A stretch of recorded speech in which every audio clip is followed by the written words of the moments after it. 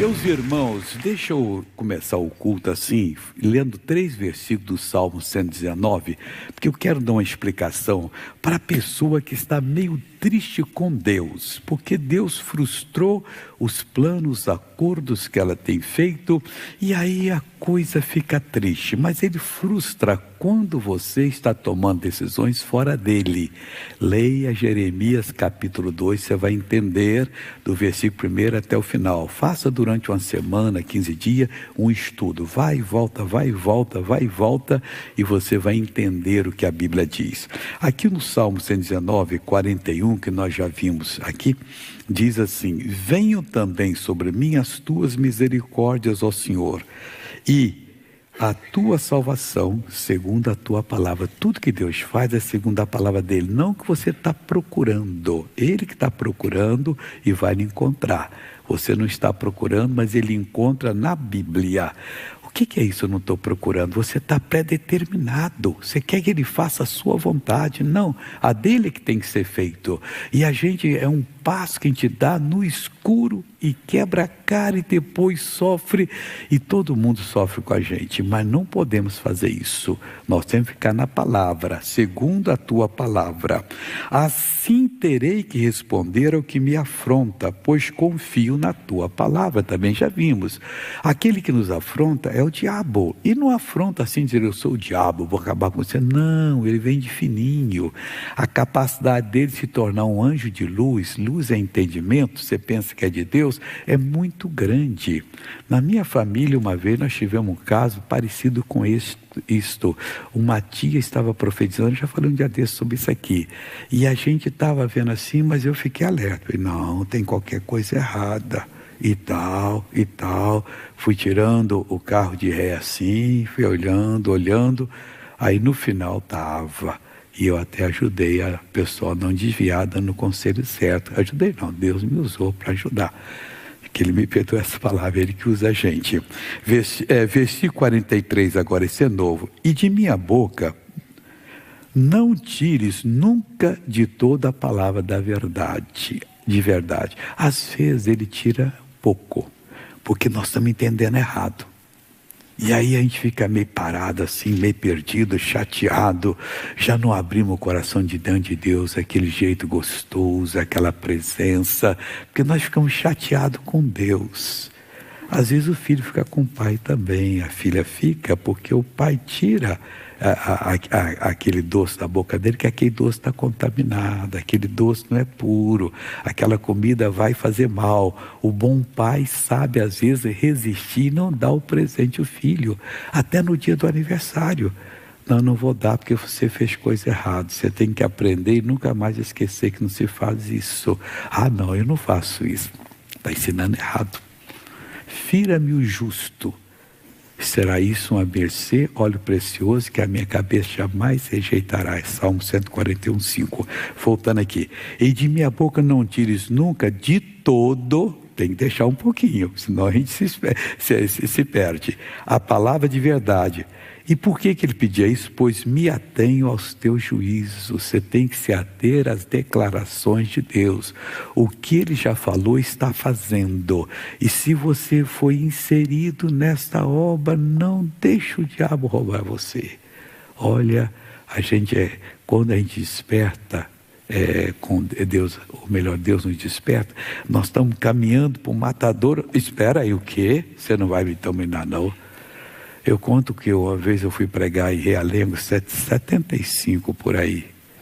E é um lugar que eu peguei um trabalho caído, derrotado. 76 que eu peguei lá foi em fevereiro de 76.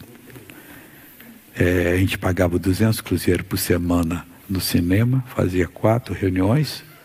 E o mês todo, 200 por semana. O mês todo a oferta foi 18.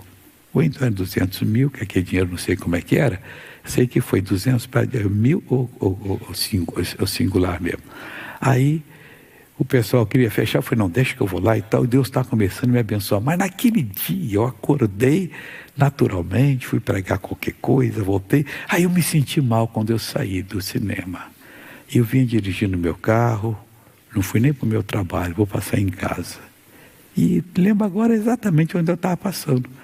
Eu falei, Deus, faz o seguinte, o meu trabalho é muito lucrativo, eu era assessor financeiro, eu trabalhava com grandes firmas e banco de investimento. Isso dá uma boa coisa quando se faz negócio. E Deus estava me abençoando. Eu vou ficar mais no meu trabalho, que aí eu ganho mais, eu posso financiar a obra, eu vou fazer muito mais. E vinha concordando assim. De repente eu me lembrei, falei, o que diabo? Deus, apaga tudo isso aí, não existe esse negócio não. Eu vou fazer a tua vontade. O Senhor pode confiar que o Senhor me ajudando, eu deixando o Senhor dirigir, você é uma bênção. E meu irmão, essa obra não existiria grande como existe hoje, se eu tivesse feito isso. E até dessa decisão, muitas outras igrejas maiores do que a nossa vieram por causa dessa decisão que eu tomei. E Deus me usou bastante. É preciso vigiar para não tropeçar e cair. Então não me tire de toda a palavra de verdade. Não, pode tirar um pouco. Eu tenho que sentir, de vez em quando, sentir assim, um abandono de Deus, para eu ter fome. Deus, eu não quero saber de nada que eu decidi, eu quero saber do que o Senhor decidiu para mim. Me atenho aos teus juízos, ao que tu decidiste a meu respeito. Aí que você vai ser feliz, porque o que Deus decidiu, creia nele, é infinitamente melhor do que qualquer coisa que você possa conseguir sem ele. O diabo está lhe passando a perna e quando você vê já caiu, e muitos já caíram, e muitos estão sofrendo, ou já estão pagando um preço terrível porque não souberam a prestar atenção no que Deus diz. Deus não faz nada errado, o que Deus fala é verdade, e quando ele age é para o nosso próprio bem. Vamos agora para Romanos capítulo 5, começando no versículo 12, que vai ser o nosso estudo de hoje. Nós estamos vendo sobre a graça de Deus, que para muita gente é uma coisa simples. Não, a graça de Deus é o instituto que sucedeu à lei de Moisés. Tivemos várias fases na vida do povo. Primeiro de Adão até Moisés, o pecado estava no mundo, você vai ver isso aqui, e atuava livremente, só que as pessoas não eram responsáveis por ele, porque não havia lei, não havia o esclarecimento do que devia ser feito. Aí vem a lei de Moisés, mas a morte, a natureza de Satanás destruía mesmo. Aí veio a lei de Moisés, as pessoas não tinham mais por que dizer, agora eu não sei, sabe? Não adulterarás, não mentirás, não furtarás, vai fazer isso, vai fazer aquilo outro, e sabia tudo isso direitinho. Então a lei de Moisés durou até a graça, mas no finalzinho da lei de Moisés entraram os profetas, que traziam a revelação, traziam uma palavra forte, e as pessoas iam aprendendo. Então tivemos essa outra parte, e depois veio a época da graça. Elias, escondendo da rainha de Israel, lá do reino do norte, a Jezabel, que ela queria matá-lo, foi para o deserto, deitou debaixo de um zimbro e pediu a morte. O anjo veio, acordou ele, tinha um pão na chapa lá para ele, e um pouco de água. O anjo come e bebe. Ele comeu e bebeu e voltou a dormir. O anjo acordou. Dormiu? Come e bebe, que seu caminho vai ser longo. Aí ele comeu e bebeu e andou 40 dias e 40 noites, sem parar. Foi até o Monte Horebe, onde Moisés subiu para receber a lei. E ele se escondeu numa caverna. Deus disse, vem para fora da caverna. Ele veio, presta atenção. Aí Deus fez passar diante dele um vento muito forte, que arrancava as pedras das pedreiras, mas Deus não estava no vento. Isso foi no passado. Isso está falando até Moisés. Mas o vento arrancava pedras, pessoas fortes, moralmente sucumbiam. Só os fortes dos fortes é que prevaleceram, como Abraão, que é o pai dos fiéis. Aí veio a lei de Moisés. Em seguida, o Elias viu acontecer um terremoto. Tudo tremia, até a pedra onde estava lá na porta da caverna. E lei de Moisés, o terremoto, provou que era pecado, provou que você tem que fazer para agradar a Deus. Mas Deus não estava no terremoto. Aquilo ali foi só para ajudar. Aí veio um fogo. Os profetas, Elias próprio trazia fogo do céu para destruir as coisas, as pessoas que vinham contra ele. Depois os discípulos quiseram fazer: Senhor, os samaritanos não te receberam, quer que nós façamos igual a Elias? Mandamos descer fogo do céu. Jesus: calma, vocês não sabem de que espíritos são. Isso foi épocas que houve. Agora nós estamos naquela chamada dispensação da graça. Aí veio assim uma calmaria, uma coisa tranquila, uma voz mansa. Deus estava ali. É assim que Deus faz.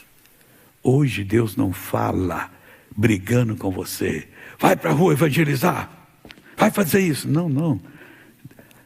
A palavra de Deus é como as águas de Siloé, que corre, Isaías falou disso, brandamente, e resolve qualquer problema. Hoje nós estamos na graça de Deus. Vamos agora entender aqui o que Deus está falando. Versículo 12, capítulo 5 de Romanos. Pelo que, como por um homem entrou o pecado do mundo, e pelo pecado a morte, a natureza de Satanás, está falando de Adão, assim também a morte passou a todos os homens, por isso que todos pecaram. Nós não tivemos lá no Jardim do Éden, não fizemos nada, mas tivemos a herança da morte, já nascemos mortos, separados de Deus. Aí continua: porque até a lei estava o pecado no mundo, mas o pecado não é imputado não havendo lei. As pessoas não tinham culpa, mas destruía. No entanto, a morte reinou desde Adão até Moisés, até sobre aqueles que não pecaram, à semelhança da transgressão de Adão, o qual é a figura daquele que havia de vir, que é Jesus. Teve o primeiro Adão que veio, estragou tudo. Mas o segundo Adão veio e consertou tudo. Não estragou, fez o contrário. Hoje está tudo consertado. Só precisamos entender a palavra e viver dentro da palavra. Não podemos andar prostituindo-nos espiritualmente. A palavra vem e nos ilumina. Deus entra em nós, nessa palavra calma, tranquila, mas poderosíssima. Em seguida a gente fica pensando outras coisas. Não, eu tenho que fazer um jejum, eu tenho que fazer isso, eu vou fazer isso que Deus não pediu. Isso é prostituição. Tem alguém influenciando você. Alguém está interessado na sua vida que é preciosa.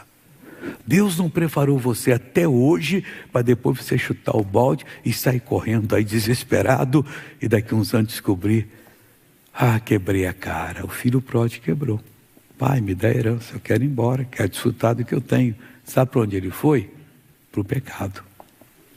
Gastou tudo, perdeu tudo, estava comendo comida de pouco, desejando, e nem a comida de pouco davam para ele. E todo mundo precisa comer. Negócio sério. Caiu em si. Eu já sei que eu falei: vou buscar meu pai. Tem que cair sério. Talvez você já esteja comendo hoje o que você desprezou no passado. Por que você deixou de ser patrocinador? Por que você virou as costas para missões? Você era tão fiel, estava na igreja, dizimista. Veio a pandemia, um demônio entrou na sua vida: eu não vou mais na casa de Deus. Deus tem alguma coisa com isso? Nós tínhamos que ter cerrado fileiras, todo mundo, para poder fazer a obra de Deus. Até nos acovardamos. Mandaram fechar a igreja e muitas igrejas nossas fecharam. Não se podia pregar, o povo não veio. Tinha que resistir, nem que fosse para a cadeia. Nós estamos servindo a Deus. Mas infelizmente, tem um lugar que em frente à nossa igreja, o pastor disse: enquanto tiver pandemia, não abre a igreja. O nosso pastor lá recebeu quase todo mundo de lá. Não, vocês podem vir aqui, enquanto estiver fechado, aqui está aberto, depois vocês voltam para lá. Coisa bonita. Continuando aqui agora. Mas não é assim o dom gratuito como a ofensa. Porque se pela ofensa de um morreram muitos, muito mais a graça de Deus e o dom pela graça. Está tudo na graça. Você foi salvo pela graça, mediante a fé. Você não foi salvo pela fé mediante a graça. Está errado quem fala isso. Você foi salvo pela graça, sois salvos mediante a fé. Então, muito mais a graça de Deus e o dom pela graça, que é de um só homem. Está falando aqui que ele não veio como Deus, homem. Jesus veio como homem, limitado igual qualquer homem é. só podia fazer muito que se entregava a Deus. O Pai tocava e ele fazia.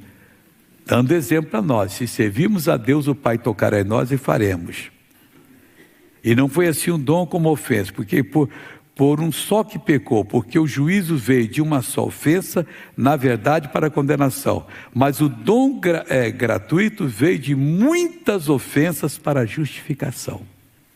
O que é justificação? É a inocentação da sua pessoa. Se o juiz vê que no processo que você não tem culpa, ele justifica você, inocenta você. Deus viu que nós não temos culpa. A culpa foi de Adão. Mas nem podemos jogar a culpa sobre ele, porque Jesus já pagou a culpa. A gente tem que hoje jogar o favor a Jesus. Graças a Deus que ele pagou a culpa. Graças a Deus que eu não preciso me destruir moralmente, fisicamente, espiritualmente, de forma alguma. Eu posso hoje servir a Deus de cabeça erguida e esperar o dia que eu vou ser levado para os céus para viver com o meu Pai por toda a eternidade no mundo da perfeição. Pois, aí diz assim, versículo 17, porque se pela ofensa de um só a morte reinou por esse, muito mais os que recebem a abundância da graça. Irmão, não receba pouca graça não, depende de você. Eu estou satisfeito com a minha cura da tuberculose, do meu câncer, que estava dando metástase, agora eu louvo a Deus por isso, mas não vou servir a Deus não, que eu não quero muito envolvimento com Ele. Por que você tem medo de Deus? Você tem medo do oxigênio? Você quer respirar um ar assim meio poluído, que o oxigênio pode fazer mal? O oxigênio faz bem. Quem estava com o pulmão todo bombardeado lá, tomou do oxigênio para ficar bom. Então Deus faz bem para você. Ele é um tipo do Senhor na sua vida. Não queira o ar poluído não, queira o ar puro. Então, vamos voltar ao 17, porque se pela ofensa de um só a morte reinou por esse, muito mais, não é pouco não, os que recebem a abundância da graça e do dom da justiça, ambos juntos, reinarão depois da morte, não, em vida hoje, por um só Jesus Cristo. Estamos reinando? Não estamos reinando, pessoal. E por que não estamos reinando? Porque não estamos bebendo dessa bênção que é a graça. Hoje nós estamos na dispensação da graça. Quando a água está pronta, ela é comprada uma água, vem e beba. É a palavra. Creia que tudo já foi resolvido. Deus não tem que resolver, você tem que crescer e assumir aquilo que é seu. Quanto mais você cresce no entendimento espiritual, você pega da abundância da graça, os seus problemas vão embora, sua vida melhora, você se realiza, você vê Deus operando em você.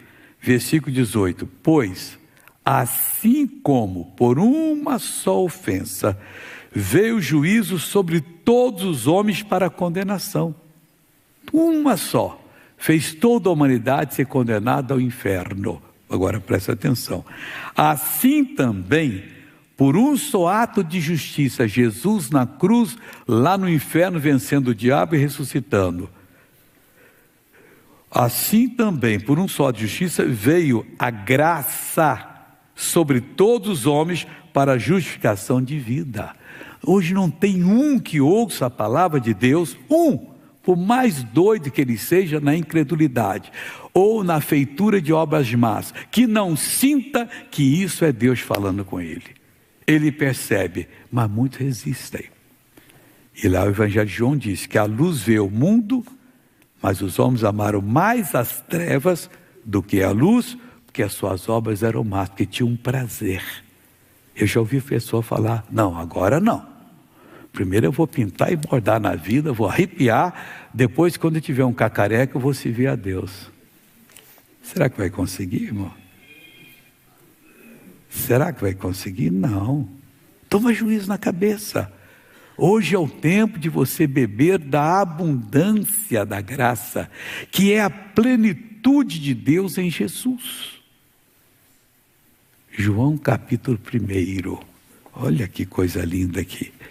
Evangelho de João, capítulo 1. Diz aqui, versículo 16: e todos nós, não tem um que não aconteceu isso, recebemos também da sua plenitude, com graça sobre graça. Irmãos, a graça, toda vez que vem a igreja, você se renova, você aprende mais, você recebe. É graça sobre graça sobre graça que não pesa, não é dificultoso, não traz confusão. Ao contrário, o meu fardo é leve. Esse é o fardo de Jesus. O meu jugo é suave. Você se livra das suas tensões, das suas agonias, de tudo que perturba você, e você se enche da graça de Deus e se esvazia completamente da bênção do Senhor. Só para você entender, você tem uma caixa que pesa de madeira, pesa 10 quilos. Se você encher ela de uma coisa, ela vai pesar meio quilo só. Encher de quê? De buraco. Você vai tirando a madeira, fica a caixa cheia de buraco. Então não pesa mais 10 quilos. Aqui não é buraco, não. Você vai tirar o pecado. Você ainda vai ficar com um pouquinho da madeira do pecado, não, você vai tirar completamente. E como é que eu faço isso? Graça sobre graça. Qual o dia de eu ir na minha igreja? Tal dia. Lá eu vou estar.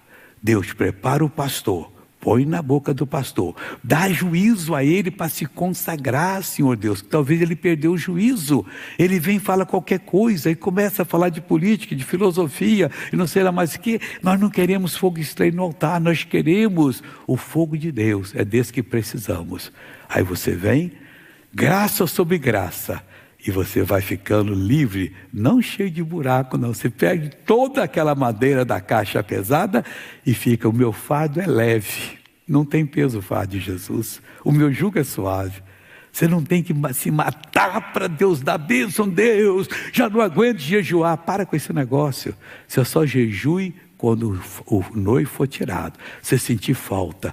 Rapaz, a carnalidade está entrando. Vou bater um jejum de 2 horas, 5 horas, um dia, para poder resolver esse problema. Aí você jejua, porque o noivo foi tirado. Voltou a comunhão, não preciso, eu vou viver a bênção. Aí você tem autoridade de mandar o mal embora e o mal vai.